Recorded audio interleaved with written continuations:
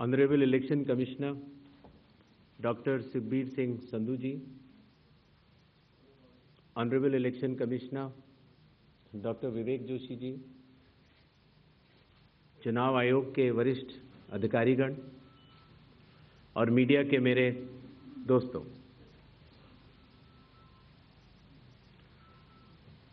सबसे पहले चुनाव आयोग मतदाताओं के नाम एक संदेश देना चाहता है। भारत के संविधान के अनुरूप भारत का हर नागरिक जो 18 वर्ष की आयु पूरी कर चुका हो, उसे मतदाता अवश्य बनना चाहिए और मतदान भी अवश्य करना चाहिए। आप सभी जानते हैं कि कानून के अनुरूप हर राजनीतिक दल का जन्म चुनाव आयोग में रजिस्ट्रेशन से ही होता है। तो फिर चुनाव आयोग उन्हीं राजनीतिक दलों में भेदभाव कैसे कर सकता है? चुनाव आयोग के लिए न तो कोई विपक्ष है, न तो कोई पक्ष है, सब समकक्ष हैं। चाहे किसी भी राजनीतिक दल का कोई भी हो, चुनाव आयोग अपने संवैधानिक कर्तव्य से पीछे नहीं हटेगा। पिछले 2 दशकों से लगभग सभी राजनीतिक दल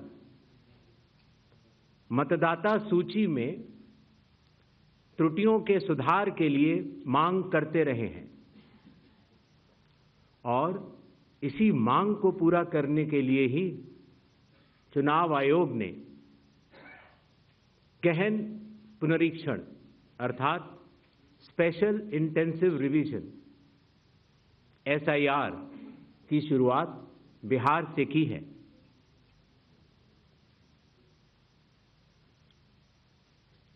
SIR की प्रक्रिया में सभी मतदाता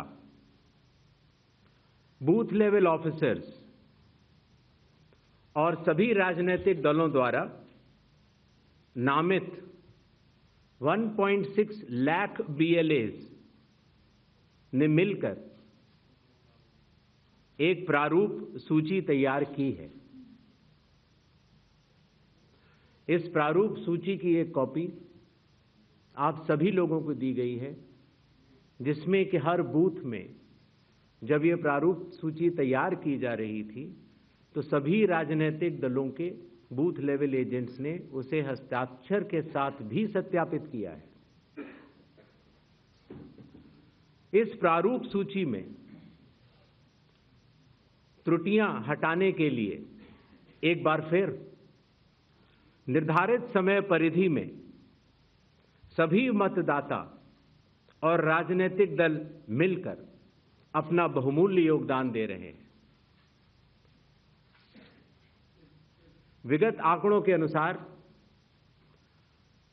स्वयं मतदाताओं ने लगभग 28,370 ऐसे क्लेम्स एंड ऑब्जेक्शंस दिए हैं और जो मतदाता 1 जुलाई को 18 वर्ष की आयु पूरी कर चुके हैं या 1 अक्टूबर को 18 वर्ष की आयु पूरे करने वाले हैं, ऐसे 1,03,703 मतदाताओं ने भी अपना आवेदन फॉर्म 6 और डिक्लेरेशन के साथ किया है।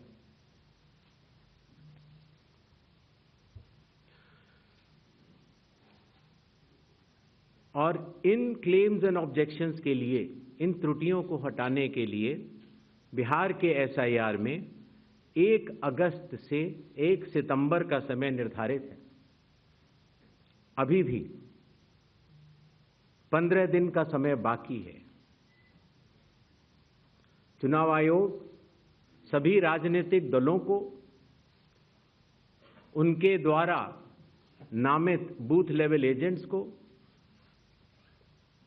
नेशनल लेवल पॉलिटिकल पार्टीज को, स्टेट लेवल पॉलिटिकल पार्टीज को आह्वान करता है कि आने वाले 15 दिनों में जो भी प्रारूप मतदाता सूची उनको दी गई है उसमें अगर कोई भी त्रुटि हो तो उसको प्रिस्क्राइब्ड फॉर्म के तहत जमा करें।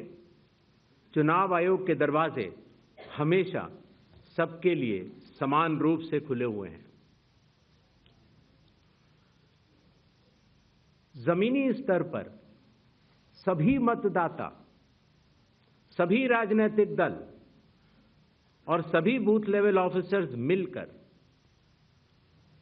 एक पारदर्शी तरीके से कार्य कर रहे हैं, सत्यापित भी कर रहे हैं, हस्ताक्षर भी कर रहे हैं और वीडियो टेस्टिमोनियल्स भी दे रहे हैं। यह एक गंभीर चिंता का विषय है कि राजनीतिक दलों के जिला अध्यक्षों और उनके द्वारा नामित बीएलएस के ये सत्यापित दस्तावेज, टेस्टिमोनियल्स, उनकी आवाज, उनके स्वयं के राज्य स्तर के या राष्ट्रीय स्तर के नेताओं तक या तो पहुंच नहीं पा रही है और या फिर जमीनी सच को नजरअंदाज करते हुए भ्रम फैलाने की कोशिश की जा रही है। सत्य तो यह है कि कदम से कदम मिलाकर सभी स्टेक होल्डर्स बिहार के एसआईआर को पूर्ण रूप से सफल बनाने के लिए कटिबद्ध हैं, प्रयत्न कर रहे हैं और कठिन परिश्रम कर रहे हैं। जब बिहार के 7 करोड़ से भी अधिक मतदाता चुनाव आयोग के साथ खड़े हैं तो न तो चुनाव आयोग की साख पर कोई प्रश्न चिन्ह खड़ा हो सकता है और न ही मतदाताओं की साख पर। कानून के अनुसार अगर समय रहते मतदाता सूचियों में त्रुटियां साझा न की जाएं,